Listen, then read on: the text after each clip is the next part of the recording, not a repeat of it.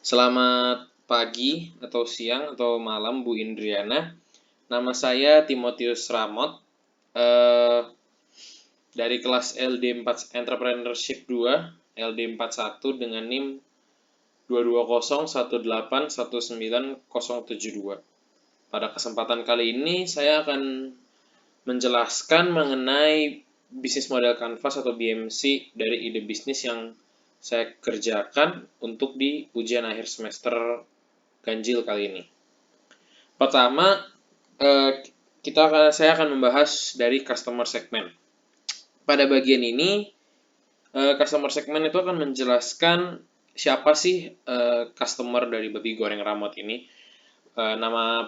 Sebelumnya, mohon maaf, nama bisnis saya adalah Babi Goreng Ramot. Customer segment dari Babi Goreng Ramot yang pertama adalah bisa laki-laki atau perempuan juga bisa. Dan yang pertama dia berada di daerah Jakarta karena pertama kali tujuan saya adalah untuk membuka restoran pertamanya itu ada di Jakarta terlebih dahulu. Lalu kalau dari pekerjaannya itu semua jenis pekerjaan. Kalau dari sukunya kemungkinan besar adalah orang-orang yang berasal dari suku Batak ataupun suku yang lainnya juga bisa sebenarnya. Lalu terutama sih customer segmentnya jelas adalah masyarakat yang bisa untuk makan makanan yang non halal, karena babi bukan makanan yang halal, jadi tentu tujuan utamanya adalah customer yang bisa makan makanan non halal. Yang kedua adalah value proposition. Value proposition di bagian ini, value proposition ini kita akan berbicara nilai apa sih yang dari babi goreng Ramot yang kita berikan ke konsumen kita. Kalau dari pemikiran saya sendiri, babi goreng Ramot ini akan value yang kita berikan kepada customer adalah yang pertama, porsinya besar. Yang kedua, dikarenakan sekarang ini kan COVID tuh lagi banyak ya Bu ya. Dan juga orang-orang tuh pasti pengennya makan yang bersih. Pasti, sangat-sangat pasti kebersihan itu pasti banget diutamakan. Yang ketiga adalah daging babinya itu yang harus yang fresh dan berkualitas. Nanti kalau ibu membaca di bagian-bagian bawah laporan saya, itu nanti ada salah satu caranya adalah dengan ke pasar pagi-pagi, Bu. Lalu value yang lain adalah dilengkapi dengan berbagai macam sambal. Kalau biasanya kalau saya dan keluarga pergi ke Lapo gitu sih Bu, biasanya sambalnya itu kan paling cuma 1 atau 2, sambal andaliman sama sambal biasa. Sedangkan kalau salah satu inovasi yang saya kembangkan di babi goreng Ramot ini adalah sambalnya itu bisa banyak Bu, begitu. Lalu value yang lainnya itu adalah suasana di restorannya itu, jadi suasana di tempatnya itu yang unik setiap bulannya. Jadi konsep saya itu adalah kalau biasanya kalau kita makan di Lapo atau di restoran Batak gitu kan konsepnya itu seperti Batak sekali Bu. Nah ini saya ingin merubah konsep temanya itu agar ketika orang makan babi itu tidak hanya kayak memikir oh nih tempatnya Batak banget gitu. Lalu yang value yang keenam itu adalah cooking class yang rutin karena inovasi saya salah satunya juga adalah mengadakan cooking class. Jadi itu sih nilai yang saya ingin tawarkan ke para konsumennya. Lalu yang ketiga adalah channels. Channels ini itu kan bagaimana cara saya akan menjual produk babi goreng Ramot ini. Penjualannya tentu yang pertama kita pasti connect ke GoFood, ke GrabFood. Selain itu juga kita bisa misalnya ada pesanan secara personal gitu, dia nggak mau pakai GoFood atau GrabFood, kita bisa dari WhatsApp atau Line. Selain itu karena misalnya kalau ada juga yang pengen bikin acara atau misalnya ada acara keluarga gitu, itu mungkin bisa juga menghubungi lewat WhatsApp, Line, bisa juga dilihat dari websitenya. Selain itu juga ya tentu channel yang paling utama, nah karena ini kita adalah bentuknya restoran ya pasti restoran itu sendiri. Lalu yang keempat adalah customer relationship. Ini customer relationship itu kan bagaimana cara kita, bagian yang ini, bagaimana cara kita untuk mencari dan mempertahankan customer kita. Kalau dari saya sendiri, itu yang pertama untuk mencarinya itu ya, itu kita promosi pasti banget sih di media sosial. Facebook, Instagram, YouTube, dan website perusahaan. Kenapa? Karena menurut saya sih Bu, zaman sekarang promosi dengan kayak flyer-flyer gitu memang masih rutin dilakukan, tetapi menurut saya efektivitasnya sudah agak berkurang sih Bu, dibandingkan dengan kita melihat banyak banget tuh restoran-restoran yang ada di Instagram kah, atau di review orang di YouTube gitu.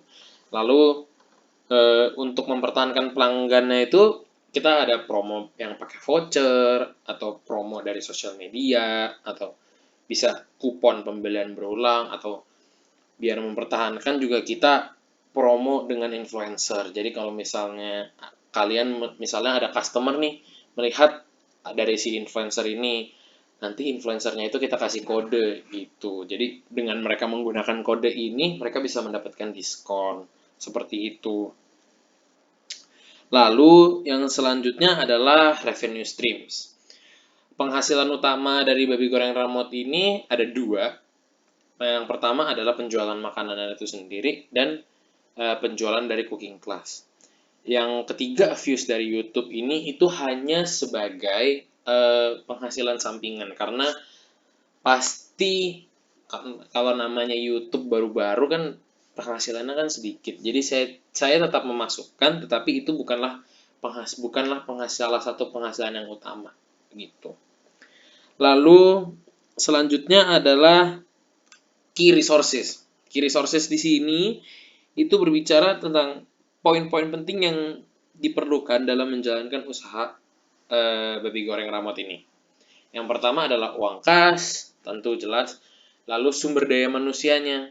Sumber daya manusianya ini mulai dari pelayan, chef, dan juga editor, orang-orang yang bikin nanti konten kreatornya di Instagram, di sosial media, dan pastinya peralatan memasak, tempat untuk restorannya, konten-konten yang nanti akan disebarkan untuk menarik pelanggan, lalu jelas brand sama rahasia dagang, resep-resep masakannya, gimana caranya biar dia enak, itu. Lalu selanjutnya adalah yang akan dijelaskan adalah key activities. Key activities ini kan membicarakan aktivitas yang dilakukan agar bisnisnya ini berjalan dengan lancar.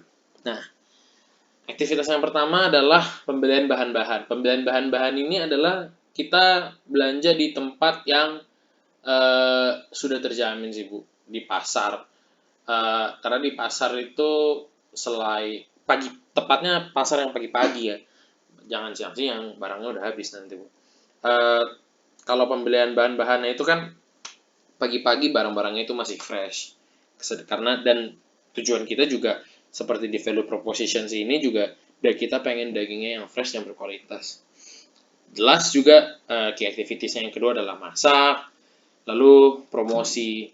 Nah, selain itu juga dari babi goreng ramot ingin bisa juga untuk acara keluarga atau ada event lainnya, mungkin untuk ada hanya sebagai booth gitu juga bisa.